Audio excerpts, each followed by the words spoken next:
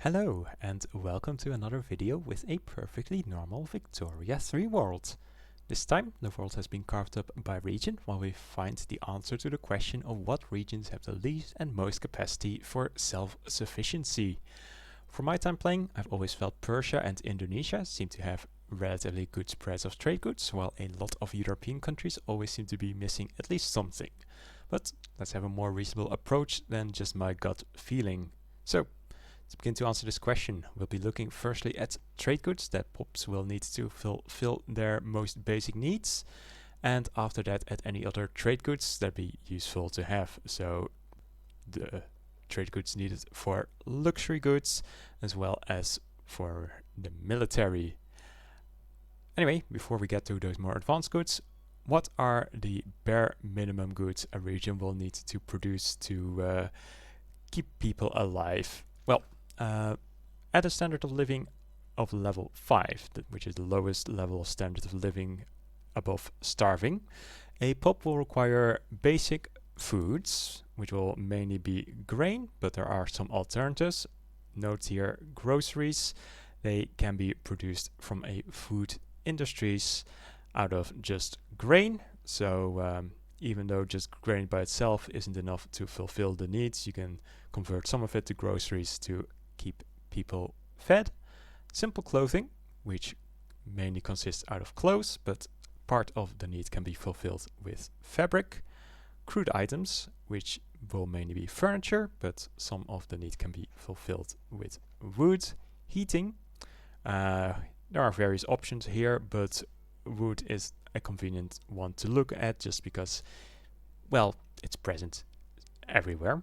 And lastly, intoxicants, and that'll be a combination of liquor, which comes either in the form of, directly liquor made at rye farms, or by processing sugar at a food industries.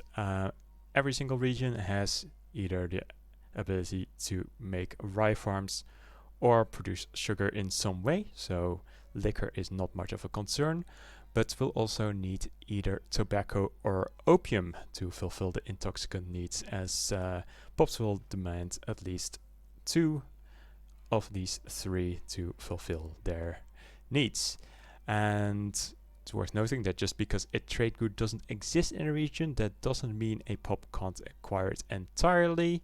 So technically places without tobacco and opium can still keep their POPs above a standard of living of level 5, but it'll make things a lot more expensive for your POPs. And with these last 2, we'll already see a lot of states fail in their basic self-sufficiency test. As well, all the rest of the goods are available in all regions. That is all the rest that we've gone over so far. There are quite a few regions, especially in Europe, that have neither tobacco nor opium. So let's go and have a look at those. Firstly, tobacco. It's not present in the Great Plains region, in North Africa, in Persia, Central Asia, and, well, most of the North.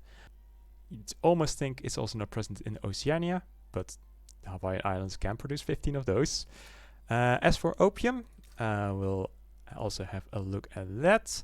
It's a lot more limited in where it can be produced. However, Persia and Central Asia do have opium, so they are safe on this round of calling regions bad and unable to be self-sufficient.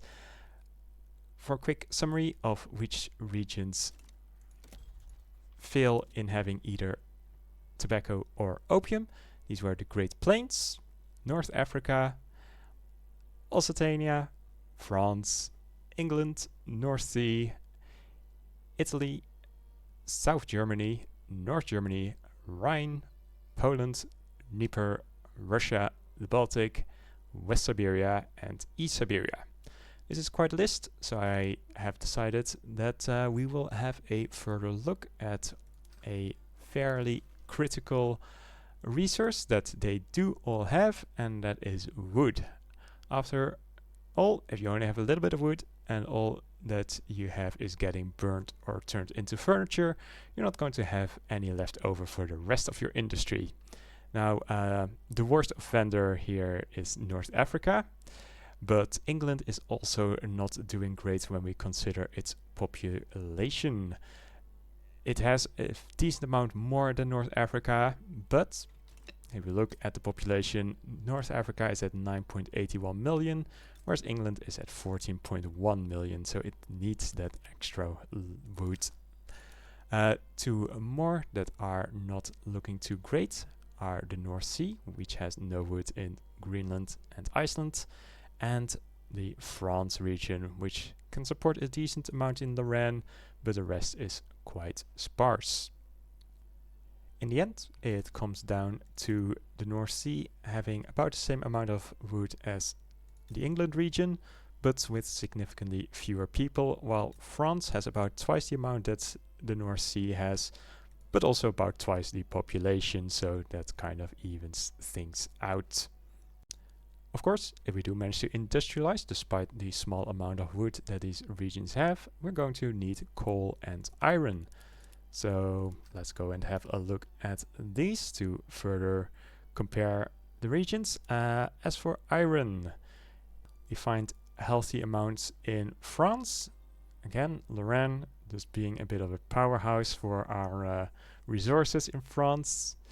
England having plenty of iron, and North Africa also having decent amounts. It also gets a bonus modifier to iron throughput in Constantine, so that helps them, especially since that is where most of the iron is found. North Sea, unfortunately, is quite lacking, with 33 in Ireland and 15 in the lowlands in Scotland. Now, if you can't switch over to iron tools, that means you'll be making wooden tools, which of course means that you're going to be using up more of your wood on tools. That means even less left over for furniture and heating, so that's not a great place to be. But let's also have a look at coal, another very important resource for industrialization. Here, North Sea is looking better. They have 60, and this state does also get a bonus. France is mostly white with 0 possible, but the French Low Countries give you a whopping 100 coal mines in just one state, and that state does also have a 10% throughput bonus. Meanwhile, England is just coal all over the place. They don't need to worry. And North Africa, on the other hand, well, that's a little bit of a disaster. So I'm going to rank North Africa here as the #1 worst state for self-sufficiency, as it has a dire situation in both wood and coal.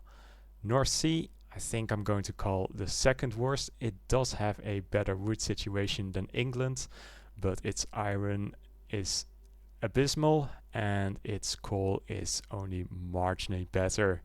England comes third. It does have healthy amounts of iron and coal, but the lack of wood is quite troublesome. And France, while having definitely less coal, at least it doesn't have to worry about a lack of wood for even the most basic needs, at least not to the same degree that England needs to worry. So they'll get a distant 4th place. Now, of course, we like to see a top 5. So who do we give the 5th place to? Let's have a look at some other important industrial goods, starting with sulfur, as sulfur is needed for the more advanced methods of making paper. So it really helps a lot in keeping your paper production, which ends up being a lot of other important things like bureaucracy and universities, efficient. So, who doesn't have sulfur? That would be Occitania, South Germany, Dnieper, and Russia. Furthermore, if we look at some other things that are quite important, lead. We'll need that for the more advanced glass producing methods as well as ammunition together with silver. Again, Russia and Dnieper lack these. Fortunately, the rest of Europe is doing a bit better here, and East Siberia is also lacking lead. Now, obviously, Russia and Dnieper lacking both silver and lead. They will be fighting for our 5th place. And in this case, I'm going to hand it to Russia. There's definitely an argument to be made for Dnieper being worse off, as Russia has significantly more wood, as we can see here. But while Dnieper may suffer a bit in the lack of wood relative to Russia, it does come with more iron as well as more coal. So if they can overcome their period where they most need wood, that is the start of the industrial period, then at least they can switch over to iron and steel tools, which will help them in the long run. Now, with the worst 5 out of the way, let's find the regions with the best potential for self-sufficiency.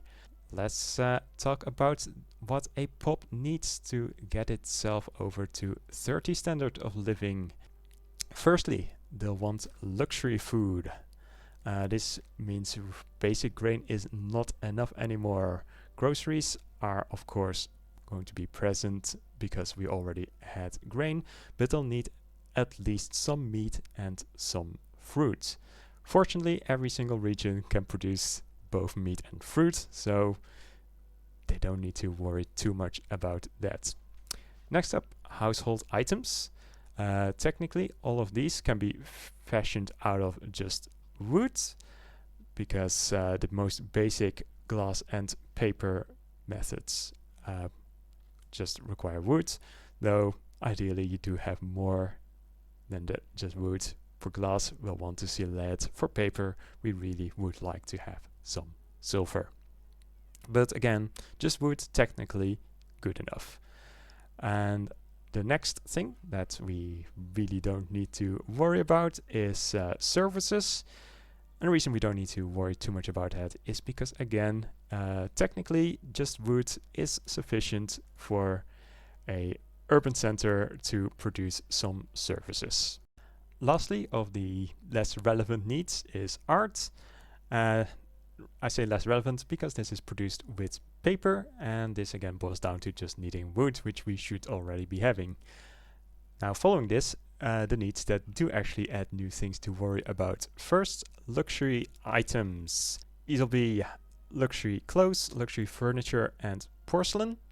Radios can also fulfill some of the need, but clothes, furniture, and porcelain are absolute requirements. Now, this adds dyes and silk to the ingredients needed to fashion the needs of our pops, though using synthetic plants does allow us to inefficiently reduce these needs to needing wood, silver, and iron. Next up, luxury drinks. We'll have wine in a lot of places, but we'll need at least 2 of the 3. So we'll also need either tea or coffee, or both tea and coffee if we have no wine. Finally, there's freedom of movement and communication, and we'll need to be able to create transportation to fill these needs. Technically, automobiles for transportation and telephones for communication are alternative options, but if you have automobiles, then you can also just make transportation, and if you're already making transportation for the free movement, then clearly you also have it as an option for your communication. Now, for transportation, we'll need to build railways, which is going to require coal and engines of course need steel, which means again coal as well as iron. So let's have a look and see if we can find places lacking in these two. Firstly, iron.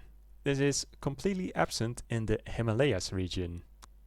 Fortunately for the rest of the world, iron is quite available. at least in some limited amounts. So the Himalayas is just the only one we're cutting off our list based on a lack of iron. As for coal, coal does have a couple of places where we can't find it. Firstly, Canada, which is very sad because there are a lot of regions, or rather states, right on the border that do have it. Secondly, the Nile, that misses coal, and next to it there's also Ethiopia lacking coal. Arabia, very white, but it does have coal in Lebanon. So based on a lack of iron and coal, we're cutting the Himalayas, Ethiopia, the Nile, and Canada off our list. As for luxury drinks, let's have a look at places that lack both wine and either coffee or tea. As well, that means they're missing 2 of the 3, so at most they would have 1, which is not enough. As for wine, we can see this being present in basically all of the Americas, but we're missing some in Africa as well as the southern parts of Asia. There's also the northern parts here that are missing wine, but they already didn't make the cut back when we were looking at our intoxicants. And of course, on the note of already not making the cut, Ethiopia and the Himalayas, they lack wine, but well, they already didn't have iron or coal. If we then look at coffee, we'll see that South China lacks coffee in addition to it lacking wine. And on the other hand, if we look at tea, then the Caribbean and Senegal lack these. That means all the remaining places that didn't have wine at least have both coffee and tea. Next up, a quick round for every remaining region that misses sulfur. Technically for now, this is just a replacement for dye and silk, but let's be honest, if you don't have sulfur, you're not going to have a great time with your paper production either. And it's also needed for explosives, a key ingredient for ammunition.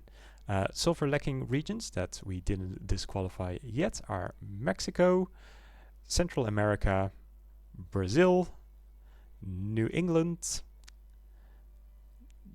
Danubia, Anatolia, the Caucasus, Manchuria, Indochina, South India, Zanj, Congo, and Southern Africa. And on the note of ammunition, let's also do the remaining regions without lead, which is of course also useful for glass production. And these would be the Pacific Coast and Gran Colombia. This leaves us with Arabia, the Balkans, Central Asia, Dixie, Iberia, Indonesia, Japan, La Plata, Niger, North China, North India, Oceania, Persia, the Andes, and the Midwest. Of all these regions, all of them have discoverable oil, but only Indonesia, Niger, and the Andes also have discoverable rubber in their states. So these 3 are going to form our top 3. But before we decide which ones of those is number 1, let's see which 2 regions will give the number 4 and number 5 spots. We previously skipped over dyes and silk, as these can be made in the synthetics plants.